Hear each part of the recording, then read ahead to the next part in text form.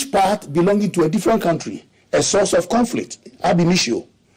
These are the Kurds, Kurdistan, prosperous country before then, before the Sykes-Picot Agreement that created the countries, just like we had in Africa, you know, the Berlin Conference. So what has happened is that these Kurds, they are in Iran, Iraq, Syria, and Turkey. So it's like they're scattered all over. And if you watch out, these are the troublemakers in all these 4 countries. These are the troublemakers in all these 4 countries because they wanted their independence. They wanted to be, if you see Turkey, they are the most hated. If you go to Syria, they are the most troublesome. If you go to Iran, it's the same thing. So these are the genesis. This is the genesis of the trouble in the Middle East. So the lines that have been drawn, and I tell you secretly, research has shown that America wants to redraw the contours of Middle East countries again, you know, so that, and as Israel has started, all these Arab or Muslim people in, what do you call that place? The place they are bombing all the time, you know.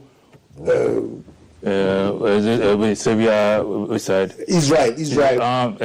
Israel, Palestine. The Palestinians. Yeah. So that almost all of them have to be distributed to other countries of the Middle East. Come to think of it, that in 1947, the first NAPCA, as we call it, 750,000 Palestinians were just moved away. Where to go? Nobody. That's why we say we are all to blame. The UN agreed that a country called Israel must be established, and they drew the map of Israel and settled Israelis there, Jews. A Jewish state called Israel should be created. Why didn't we create a Palestinian state at that time? I mean, what on earth barred the United Nations from creating a Palestinian state simultaneously? But, you know, that issue, it's like, it's created a lot of conflict like since then. It's like a lot, because even the capital becomes a source of contention between both. That's exactly what I'm saying. If at the time that they created Israel, they created Palestine and drew the lines, the contours for everything, that Jerusalem was going to be X, this was going to be P, this was going to be, there would have been no problem. And if we had shown where the 750,000 people should go, if you watch at the Palestinian areas, every town, every city is called camp. Camp. What camp? Like it's a temporary. It's a temporary situation. And the UN never solved that problem until today. So some of the Arab countries wanted to solve it the way they want to, and one of them is Iran. And that's why we are here today. Okay, so what do you make of talks that started perhaps Iran was developing uranium-rich weaponry, so it's like you can't get that kind of grade of weaponry, you're not allowed to do that. So talks broke down, and now they are fighting the war to make them stop producing such weapons. That's the irony of the whole thing. Is that rhetoric right? The rhetoric is not out of the blues. I mean, in a state-centric system that we have in the world, each state acquires power, relative power for its own security and sustainability. So if America is acquiring that power and Trump is trumpeting it that hard, we are the best in the world, we don't want any peer competitor and we can do anything we want. Is that the world we want? So Iran also feels that I must get what would defend me. Like I need some kind of protection? Exactly. Okay. And every country is doing it. Every country in the world. It's a necessity that you acquire the relative power, that's the power relative to your defense. And that's what it was acquiring. It has mastered missiles production. It has mastered drone production. It's now trying to enrich uranium to be able to get the atomic bomb. Well, unfortunately for Iran, the NPT, the Non-Proliferation Treaty, does not allow any country to have the atomic bomb, besides those ones which have them already, before the treaty came into being. Unfortunately, we allow some countries to slip through, like India and Pakistan. They have it. Now, France also, after the NPT, helped Israel to have it. So during the period of Ahmadinejad, the president of Iran, at the time, he said, if you have done this, why not me? So it looks like if we are enemies and you have weapons, exactly. Atomic bombs, and what debars me from having it. What shows that at some point you may change your mind and be like, just attack. But you see, diplomacy is a very important tool for bringing about stability in the world. And therefore, there has hardly been any one American president who had never had a quarrel with Iran, even Obama. So you see, at a point in time, the best Obama did was to have a kind of comprehensive agreement. Don't enrich your this thing. Will help you to have your the drones and whatnot. Exactly, for you to have some domestic use of, non-lethal kind of weapons. Okay. And it was working until Trump came and nullified the whole thing, because he believes in power, he believes in coercion.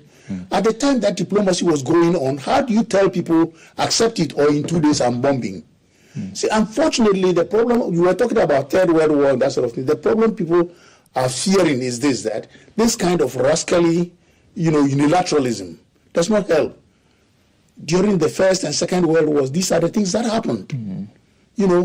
When bigger nations felt that we have all it takes to defend ourselves, so we don't care what happens, and we'll go in. Perhaps they don't want any challengers. So if it looks like exactly their position, exactly, they will take care of it. My worry, as from where I sit and from my background as a specialist in this area, is that the system we put in place in 1945, the liberal system, where live and let's live, and we are ruled by international rules, international law, what we call the UN system, under institutionalism. Institutions are, when nations are all vying for power, it is because there is no overarching body that will say, stop, you are wrong, you are right. There's no overarching body. But isn't that what the UN is supposed to do? That's what the UN is supposed to do, but these have that power, and we should give the UN that power to do that, and we are killing the UN by our unilateralist action. Live and let's live? Live and let's live is the point that is like the UN rules guide us to behave. International behavior must be guided by some morality. And that morality can be given only by the UN. And the UN can give it only through international law. Unfortunately, international law is not working because of this rascally unilateralist action. Because they even took out the president from his own country. Exactly, to go and arrest the president from his own country and say, I've taken your oil. I mean, what kind of chaos? So if there is a superpower beyond America that says, I've taken all your oil, I've taken this, and clearly America is doing everything to preserve its supremacy. And other countries will do well to overcome that and show that there is a way I will also hurt you. And that's what is happening. Because you realize, in light of the attacks over the weekend, that was on Saturday, when the U.S. Israeli strikes hit Iran, they also attacked their retaliatory attacks, especially the fact that they killed their supreme leader. It's like their allies the U.S. allies in the area. So that fear that it's escalating, it's like escalation we expect. Why? Because there are military bases of the U.S. in all the countries that Iran attacked or is attacking. And it is legitimate. It is? Very legitimate in international law. I have an enemy. The enemy has hired your territory to be used against me. I have a right. And if you watch what happened at the UN Security Council special meeting 2-3 days ago, the Iranian ambassador made it clear that it's a legitimate target under Article 51 of the UN Charter. That's international law. You allowed your territory to be used. I have a right of preemptory, retaliatory, attack. So that's what they're doing. They are killing these bases so that it may not be used against them, and that's very legitimate, extremely legitimate in international law. Oh, it is legitimate. So now that they've killed the supreme leader, is there any chance, because Iran is not going to back down? They said they are going to revenge. Yes, they are not going to back down because it's emotional. It's an emotive thing to kill the supreme leader. And remember, Iran is a theocratic state. In theocracy, we believe in sacred things, not mundane, earthly things. So they believe that a divine, something from God has been contaminated. Something from God has been killed. Emotionally, the whole nation will rise. The only thing is that there are two traps. Which are? The first trap, and set by both Israel and America, is to force Iran to cause themselves to be hated. The targets that they are targeting around the GCC will create a condition where these GCC countries may retaliate. So it will now be a multiple front war. So it's a big trap. Secondly, they are setting the trap in order that the nationals of Iran will rise up against their government. There will be state implosion, and in an implosion, anything can happen. There's some kind of chaos within the country. Within the country. Okay. So these are the two traps set. So what do you make of the argument that some say perhaps people were not a fan of the Supreme Leader, now that he's dead, he was aging and all that? Does it form any part why perhaps they shouldn't revenge? Excuse me my language, but that's nonsense. Okay. How old is Trump? And do all people in America like Trump? So yes, some people may not like the Supreme Leader. Yeah. Some people who have gone to the West and enlightened and do not believe in theocratic kind of way of doing things may be against the Supreme Leader. But in generality, the Shia community in Iran, over 90%, will be in support of what they have. That's what they have. That is what they have, and you can't do anything about it.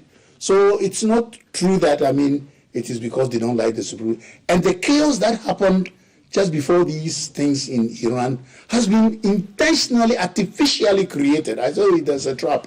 Yeah. Artificially, in the sense that sanctions on Iran, how many years now? Oh, close to 40 years, sanctions. So the economy is not working the way it should work.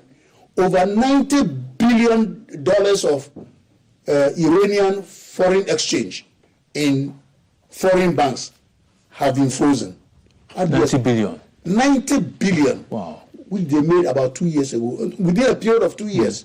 Now you've placed embargo on their oil, they can't sell oil, but for the resistance from China and Russia, Iran could not sell their own oil. So the point is that they were trying to extract from Iran some animosity towards the government for regime change. But what America has forgotten is that, and Americans, I don't think they learn history. They learn anything, they don't learn history. Anytime America has created chaos in any country, the outcome has been negative, and the negativity has impacted America also. Okay, so perhaps what we saw with Saddam Hussein. Vietnam. Okay. Saddam Hussein, Iraq, regime change. Yeah. We killed him even during the time of Ramadan. And it brought about that emotional things that I'm talking about. Yeah. What happened after Saddam Hussein? Implosion of the state.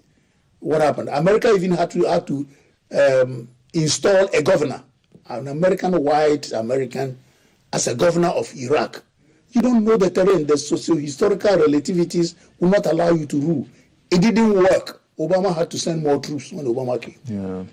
It didn't work. And what did we rather realize from Iraq, from American intervention and state implosion? ISIL, the terrorist organization, the most daring terrorist organization, was born out of that. From there, let's take Libya. There's no country called Libya today because the country is divided into two governments. And what has Libya gotten for us?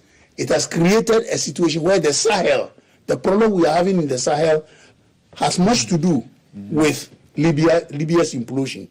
And ISIL has now diffused. We announced that in 2016 we have, decimated ISIL. Okay. It's gone. But it's diffused. We have ISIS in West Africa, ISWAP. ISIS in Khorasan, Afghanistan. ISIS in Pakistan, ISIS in Mozambique. So it's like it's not disbanded, they have actually spread out. Spread out. Yeah. Who created it? America has created it because of implosion of states. As soon as there is state implosion, what comes out of it is a contradiction. And what they are doing to Iran, if there is, God forbid, a state implosion and there is more chaos, over 90 million people, the population, over 90 million, now close to 100, in such a chaos.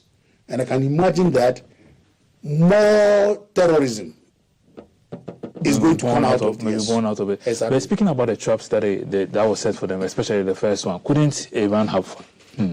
You've explained the situation like their U.S. allies had weapons that were turned against them, but couldn't they have avoided that trap? Because they know very well that if they intend to retaliate and they create that kind of conversation around them, that people should hate them, this is what they are falling right into the lap of the U.S. and Israel-led this conversation.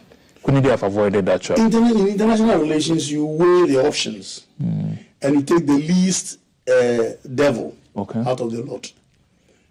Iran has big belief that most of their neighbors would understand the traps being set by the U.S. Divide and rule. No 2-3 Arab nations are friends in the Middle East? In the Middle East, no. Americans rather put them together. Bahrain, UAE, Oman, and Saudi Arabia are put together, kind of, but not they themselves, trying to see that we are Arabs. And no. So Iran thought they would see this as a threat from the U.S. to have a divide and rule. So what Iran has done over the years is to accumulate power, just like in any international relations deal. The realist conditions is that the more you have power, the more you are feared, and the more you exert regional power or global power. So what they did was to escalate, the production of missiles, which if Israel knows can hit Israel, would deter Israel from doing what they've been doing over the years. So that was the option. The option was to have a supreme army, an army, and remember that they are Revolutionary Guard, which America has declared as a terrorist organization, is very, very, very strong, seriously strong. Their limitation only is in the stocks. They have a lot of missiles, but it's not enough. It's not enough. It's not enough. It's not enough. What I'm afraid of in this war is that when they deplete their stocks, how are they going to replenish the stocks? Because they don't have money now. The accounts have been frozen. So this is the thing. So, because of how much Iran is also involved when it comes to oil production, a lot of people are also saying it's going to affect world economy adversely. Sure. And then it's like it will trickle down to Ghana as well. Sure. We've been enjoying some, should I say, some respite because inflation, the rate really came down. Fuel pumps also, our prices were okay. I think just this month they increased it just a bit. But now that this conflict has escalated, a lot of fears are rising out of that. What does it look like for us? Genuine fears. Stocks are tumbling already on the global market. If the war escalates, and now that it is turning towards the Strait of Hormuz, where close to 30% of global oil flows through, if it is blocked or delayed, blocked means you can't pass there anymore. Delayed means tankers will have to find other routes, and the longer the route, the costlier the oil. It will affect Ghana. We should be planning. Our leaders must be thinking. They must have people who think and reflect and may guide them towards some steps towards ameliorating this mitigating the situation when it comes. Because obviously oil prices are going to go up. Our bigger nations are always very extremely wise. Look, from 1952, as I talked about the oil in Iran and the attempt to overthrow the Shah, it was because America wanted to control a lot of oil in the world. 52 all the way to the revolution, Iranian oil was selling at $1 a barrel. Just $1. It was the Gaddafi revolution of 69 that caused the creation of the OPEC. And then in 73, the war exacerbated the situation. The Yom Kippur War of 1973 caused the Arab world to use oil as a weapon. They weaponized oil. So oil prices quadrupled from $4 to $10, $12. It was the beginning of the demise of Achampon. People didn't know this. Oil prices quadrupled. So as things are going, we should be thinking. We should have our think tanks looking at this direction and telling our government what to do. America, at the time that it was $1 a barrel, was buying oil from all over the world, and especially from the Middle East, and pouring them underground. Like some stockpiles or something. Stockpile. To be reminded, the essence was that America wants to have a situation where for 5 years, if there is war, they will still have reserves or something. They will still have a modicum of the life that they were enjoying, so that life will not change for 5 years at least. So these are plans when they know that the horizon looks murky, and today out of their own creation. Exactly. The point is this: that what is happening will affect us. Let's be preparing for it. Oil prices may double or quadruple. We don't know. And it's going to happen. Tankers are being attacked right now. The Houthis have not joined yet. And they have... Wait, what do you mean yet? The Houthis in Yemen. Oh. They are allies of Iran. And if they block the Red Sea, we are dead. The Strait of Hormuz is blocked, the Red Sea is blocked.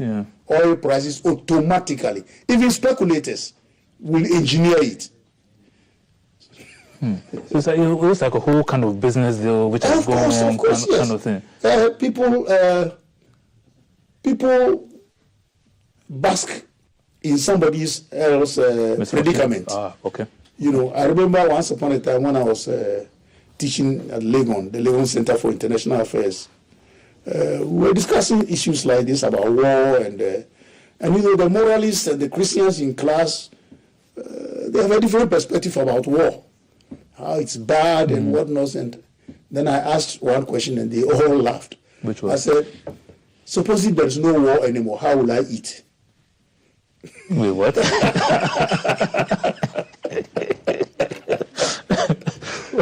Really? Well, it's my field. That is what. Yeah, exactly. It's like that's what you do. Exactly. That's what I do. Yeah. So whether you like it or not, by this time, speculators are working how much they can steep down the process so that oil goes up or whatever. There was a gentleman in Ghana, I wouldn't mention his name, during the Sierra Leonean War. Okay.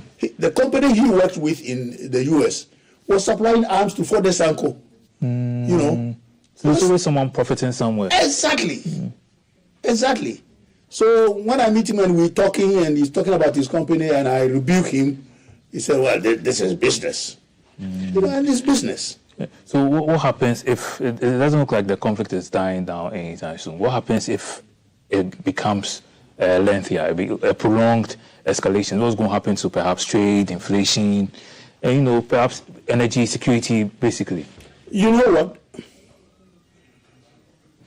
The theories tell us that a prolonged war is stupid. Okay. It is non-beneficial to the one being attacked or the one doing the attacking. America will get exhausted of that. It can backfire. You know, as we call it, the fog of war. It's a fog. When you are going through fog, you go in, but you don't see well. And you can have an accident yourself going through the fog. So there are the intangibles of war. There are some of the things you are talking about are the intangibles. They will appear and they do disrupt the whole world's economy. In fact, the whole world's economy is at stake now. The whole stability of the world, because it can ignite anything. The point is this, that we are now more cautious. In the past, it was terrible. Supposing, and only supposing, that Russia decides, like they did in Syria, they sent the biggest warplane in the world to Syria to support the Assad government, so it didn't fall at that time. Supposing they did that right now, which I don't think they would do because of their own problem. The Russia-Ukraine war. Exactly. But their war has even taken longer than you. I'm not sure they themselves expected it to last that long. That is the thing. So we don't know what will happen here. Supposing China decides to also go in. Supposing North Korea decides to go in. And North Korea has missiles that can reach the U.S. Remember when Trump's first term, he said, tell that midget man, and he was talking to Kim Jong-un, that I'm coming with fire and fury. And everybody was afraid that something was going to happen to North Korea. Because both gentlemen seem to be very headstrong. Exactly. Yeah. North Korea fired their last, they had done a series of missiles. But the last one is called Hwasong 14. The Hwasong 14 could reach Guam, where America has its all arsenals. It can reach Seattle in Washington, not D.C., but Washington, West U.S., and it can reach San Francisco. It is when that one was fired that Trump decided, in fear, to ask South Korea president to organize a meeting with Kim Jong-un. And Kim Jong-un said he wasn't going to Seoul. He wasn't going to South Korea. He should come to North Korea. So finally, they agreed to meet at the border. So that's where Trump went to meet him. It shows what power does in international relations. I'm sure North Korea will tell themselves they were right to also stockpile all these weapons. Of course, they have stockpiled. Yeah. North Korea does not give a damn. They are more. It's the biggest apocalyptic country in the world. They don't care to die. They just don't care. It's apocalyptic, and they have gotten they have gotten the nuclear weapon, and they have gotten weapons that can carry more warheads. You know, quite recently the Chinese swaggering kind of thing showed how much they have done. They have gotten a missile that can carry 16 warheads. The 16th one is in the center, which which carries a nitrogen bomb. The only country in the world to have that. That's why I'm saying China, the only country. China has gotten a lot of sophisticated things hidden. They showed a lot of them quite recently. One of them is the power of the sun on Earth. The sun is 93 million kilometers away. And we have the power of sun on the Earth? Exactly. They have a system where they can turn it, and the power of the sun can be in that object. So if they turn it to your country, it burns the country just like that. So we are stockpiling danger for the world. We are creating a situation where we can completely blow the whole world away.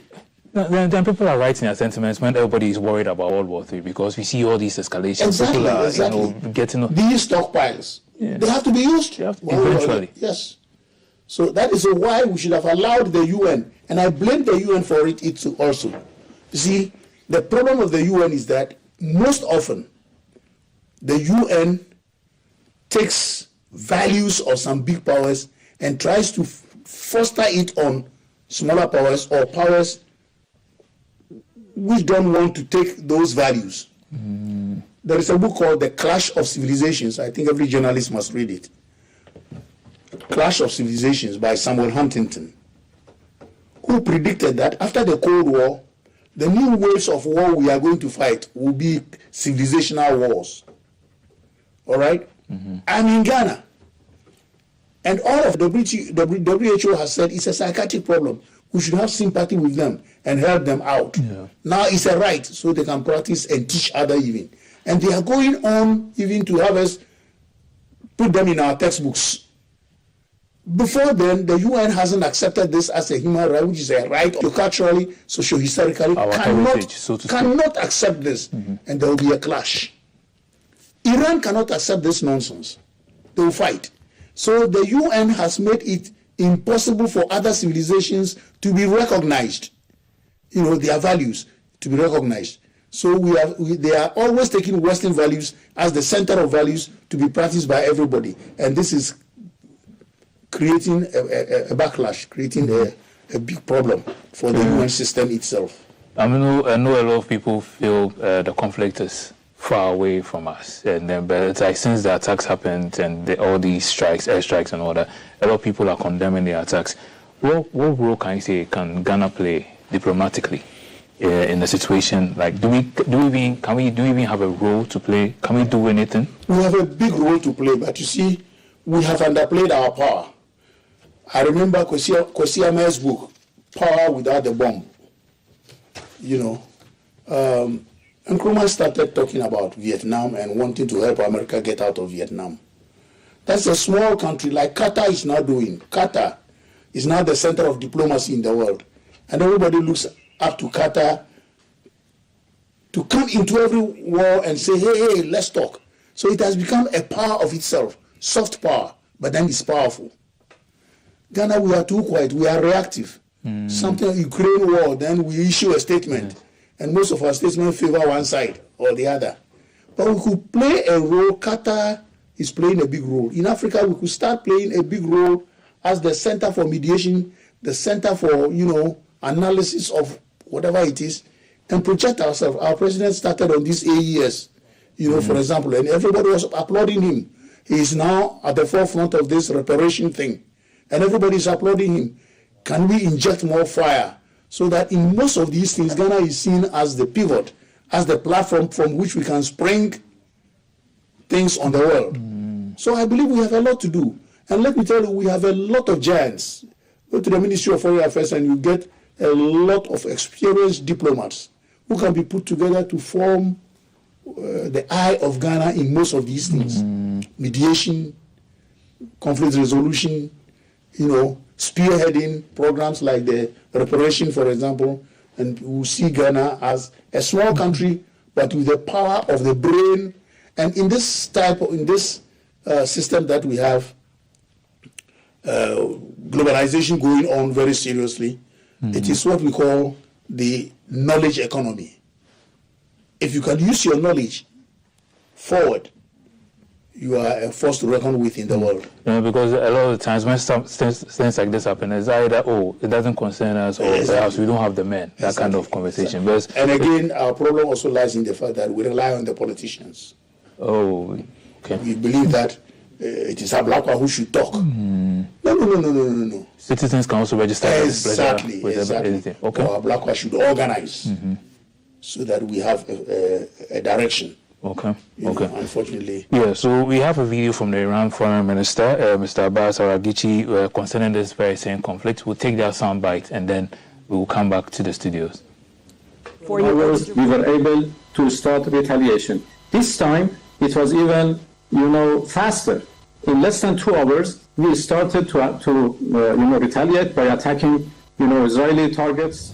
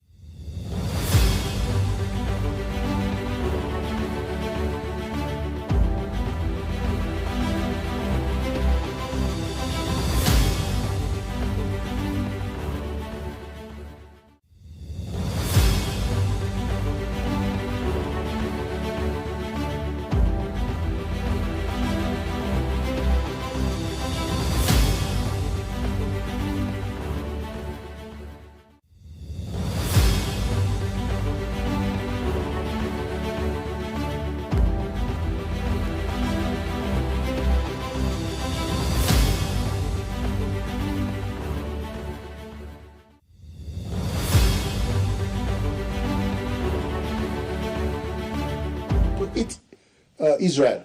And now, during the 12-day war, Iran was able to hit. This time they've hit Haifa, Beersheba, and Tel Aviv itself. And Israel is trying to hide it, as if nothing has happened. But it's like the reports are out, everybody hears about it and knows about it. And we see videos out there. They're making it look as if, it's a small thing. We intercepted 1,000 missiles, when maybe only 20 missiles were. Iran is doing, and why I'm afraid is that they are overwhelming the capacity of Israel to intercept. That is, they are just by throwing the allies or no, by throwing more missiles than necessary. Okay. Hoping that at least one will go through. And if you do that, your stocks deplete faster, and that's what I'm afraid of. But that they have something to hit Israel, they do. They really do, and they will hurt Israel this time. They will. So, in wrapping up this conversation, for your concluding remarks, what can you say about this conflict? Is there an end in sight? And perhaps... The end is there when we have the will. In fact, American unilateralism must be stopped one way or the other. I like the position of the Secretary General, the UN Secretary General Guterres, when they met. He made it clear that this is illegal, and unilateralism will not help the world, but will destroy the world. Let it sink into every ear, especially the West, which just unnecessarily supports whatever it is that comes from America. So if we have the West believing that we must live and let others live as a principle, then we are going to go a long way to have the world saved. Other than that, some rascal countries or even terrorism is on the high now. We pray that the terrorists don't have access to some of these weapons of mass destruction. We are dead, because they have no obligation to anybody. So they can cause anything in the world. And we pray that wisdom prevails, and that this does not escalate to levels that will create a third world war. Meanwhile, Ghana, we should be thinking about more problems for our economy if it escalates. Thank you so much, Dr. Vladimir Nchidam, who is the former Dean and Director of Academic Affairs at the Ghana Armed Forces and Staff Coalition. We've been speaking about the Red Line Cross when Tehran meets Tel Aviv and Washington and what's at stake. We'll give him some A1 breakfast when we go on the break, but For now, just stay with us. We'll go on a quick break. When we return, the show continues.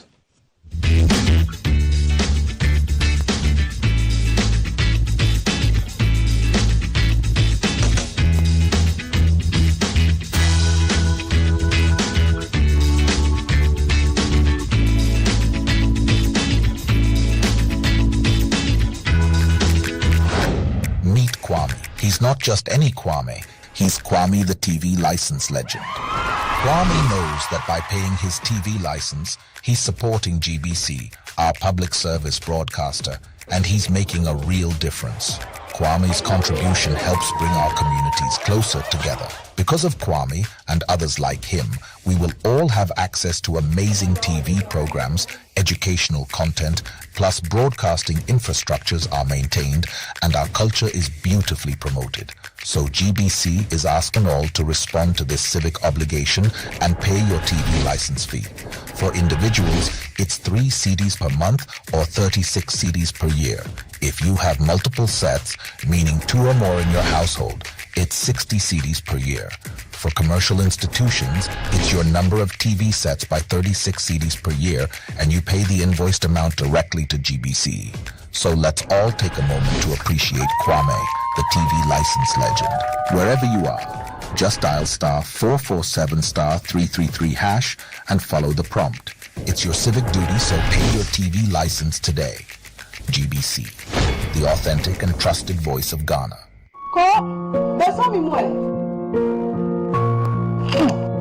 Misisi, me bro papa. Sisi yoko, anu nko. Are. Fa misisi, ntimi ko seche. E ba anu no bi na trahwe. E fa na angel rock bis. E ye misisi yare pa. Misisi kan hu na nse. E train ni di boa. Angel rock mixture. E bi na labo no. Me fa tem tsan baba. No bi na ma mi ke.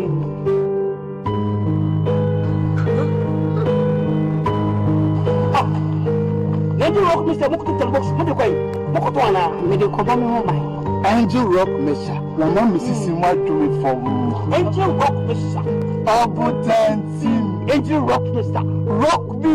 You found an now one to work. Oh, doctor, one time money pa won't be feared and says a pin for no, ne oba, warmer a codano for, and dear, I did.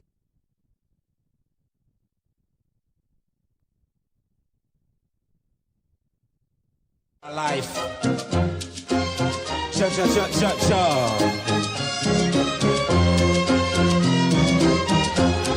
Yeah, I just brought and I'm crying on it. Or therefore, you're trying to kill myself. Your friend, boys, see, I come to the assembly and I'm seeing a tomato have on me yet. Media the panel back on top of my bro. I'm packed. Odi for Piani and Moniam body come to Mosavina, Mesumeko, Nemo, Mokai Debi. I was the voice of the youth, man.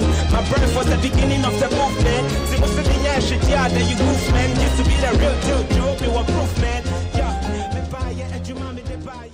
You know, there's something about him. He does really amazing music. He has a new one there called Ali. You should go out there and listen. It's quite refreshing, quite amazing when you listen to it, the depth. You know, Fim, you know, just basically we're sending you a shout out this morning. A shout out